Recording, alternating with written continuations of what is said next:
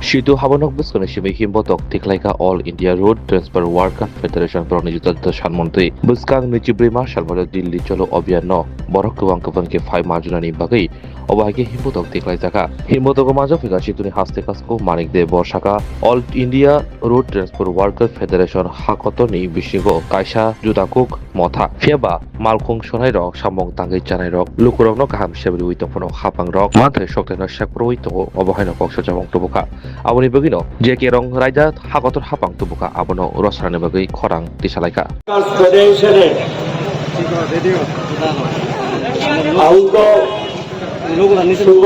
দাবিতে আজকে সরকারের উদ্দেশ্যে এখানে একটা বড় মিছিল শ্রমিকদের মিছিল তারা সংগঠিত করবে। All India road transport workers federation ভারতবর্ষের অন্যতম এবং সর্ববৃহত্তম একটা সংগঠন, বিশেষ করে পরিবহন শ্রমিকদের। সারা দেশে 10 কোটির উপর পরিবহন শ্রমিক কর্মরত, কয়েক কোটি গাড়ি চলাচল করে হালকা যান থেকে ভারী যান পর্যন্ত। এখনো দেশে ভারতবর্ষে গ্রাম শহরে যোগাযোগের সবচেয়ে মাধ্যম হল মোটর পরিবহন এবং আমাদের নিত্য প্রয়োজনীয় সামগ্রী এক প্রান্ত থেকে আরেক প্রান্ত পৌঁছে দেওয়ার দায়িত্ব হল পরিবহন শ্রমিকদের। এই বৃহত্তম পরিষেবার দায়িত্ব পালন করছেন পরিবহন শ্রমিকরা, কিন্তু তাদের জীবন জীবিকা, সমাজ, দেশ, মানুষের জন্য সারাটা জীবন তারা পরিশ্রম করে যাচ্ছেন, কিন্তু তাদের জীবন জীবিকা আজকে সমস্ত দিক থেকে আক্রান্ত।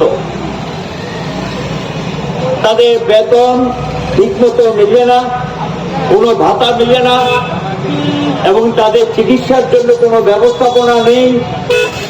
এবং যারা বাড়ির সঙ্গে বাড়ি থেকে বেরিয়ে গেলে 15 দিন 20 দিন পর্যন্ত বাড়িতে ফিরতে পারেন না, বিশেষ করে যারা ট্রাক চালান। এই যে শ্রমিকদের দুর্বিষহ জীবন যাপন, রাষ্ট্র এবং সরকারের কোনো দায়িত্ব নেই। সরকার এবং রাষ্ট্র এটা নিয়ে ভাববে না। দেশ স্বাধীন হয়েছে, বহু বছর হয়েছে, দেশের মানুষের স্বার্থের বিরুদ্ধে বহু আইন তৈরি হয়েছে, কিন্তু এই পার্লামেন্টে দীর্ঘদিন ধরে যেটা লড়াই করছে যে জাতীয় ক্ষেত্রে পরিবহন শ্রমিকদের একটা ন্যূনতম মজুরি হওয়া উচিত, যেটা গোটা দেশের লাগু থাকবে। আজও ভারত সরকার মানে সেন্ট্রাল গভর্নমেন্ট এই দাবি তারা মেনে নেননি, এটাকে কার্যকরী করেননি। রাজ্যগুলোর ক্ষেত্রে যে মজুরি নির্ধারণ করা আছে এটা বাস্তবের সঙ্গে সংগতিহীন, এতে সংসার চলে না, ছেলে মেয়েদের পড়াশোনা করাতে পারেন না। কাজে আমরা চাই মজুরি যা এখন পাচ্ছেন এটা কয়েক গুণ বাড়াতে হবে, নতুবা তারা জীবন জীবিকা বাঁচবে না।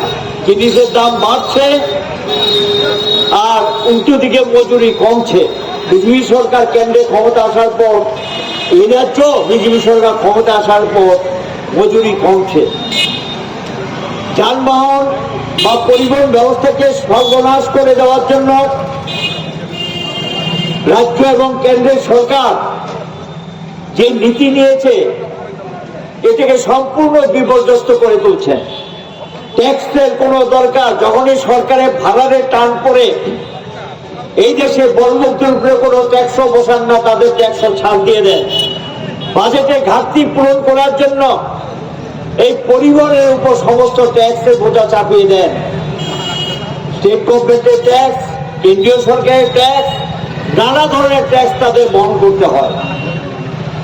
তারপরে যেন হয়রানি বলতে যে শব্দটা, এটা দেশের সর্ববৃহত্তম হয়রানি চলছে পরিবহন শ্রমিকদের উপরে।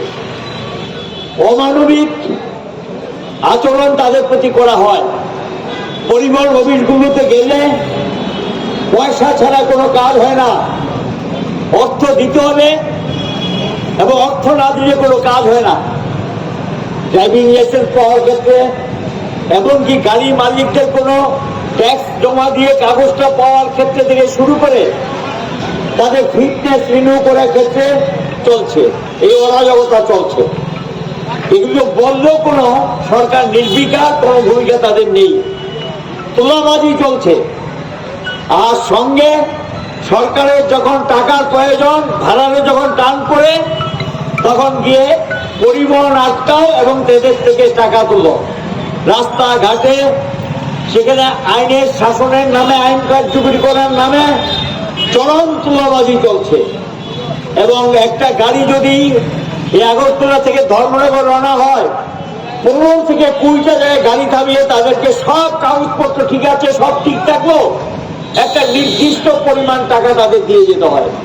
প্রতিবাদ করলেই কোনো একটা কিছু বের করে তাকে সেখানে লকআপে ঢুকিয়ে রাখবে। মালিকরা এরা ব্যবসা বাণিজ্য করবে, এরা যখন গ্রেপ্তার হয়ে কোনো দায়িত্ব মালিক গ্রহণ করতে চান না। আর এখন তো গোটা দেশে আরেকটা কাণ্ড শুরু হয়েছে, নেশাদ্রব্য পাচার, বেআইনি দ্রব্য পাচার, এগুলি বিভিন্ন ট্রান্সপোর্ট এজেন্সিগুলো যুক্ত, যারা শাসক দলের লোক তারাও যুক্ত। এগুলো তারা গাড়িতে ঢুকিয়ে দেন, সেই গাড়ির ড্রাইভার জানেনও না এটা কি মাল, কোথায় যাবে, কি পৌঁছবে, প্যাকেটের ভিতর কি আছে, এটা ড্রাইভার জানেন না। যখন ধরা পড়ে ড্রাইভার গ্রেপ্তার হয় আর মালিক বেমালও অস্বীকার করে, সে জানে না। অথচ ভাড়াটা সবটা মালিক পায়, বস্তার টাকা মালিক পায়, সমস্ত কিছু মালিকরা পায়। আর সেই শ্রমিকরা জেলে পুড়ে মরছে, তার খবর রাখে না, তার পরিবারের খবর রাখে না।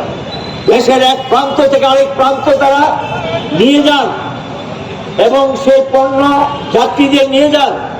যখন ধরা পড়ে গ্রেপ্তার হয়, তাদেরকে জেল থেকে বের করে আনার দায়িত্ব কার? মালিকের, সরকারের। কিন্তু সেই দায়িত্ব পালন করে না। পরিবার বিপন্ন হয়, ছেলে মেয়েদের পড়াশোনা মাঝ রাস্তায় থেমে যায়, পরিবার হন্যে ঘুরে। এইভাবে ভারতবর্ষের জেলগুলোতে কয়েক হাজার পরিবহন শ্রমিক জেল খাটছেন।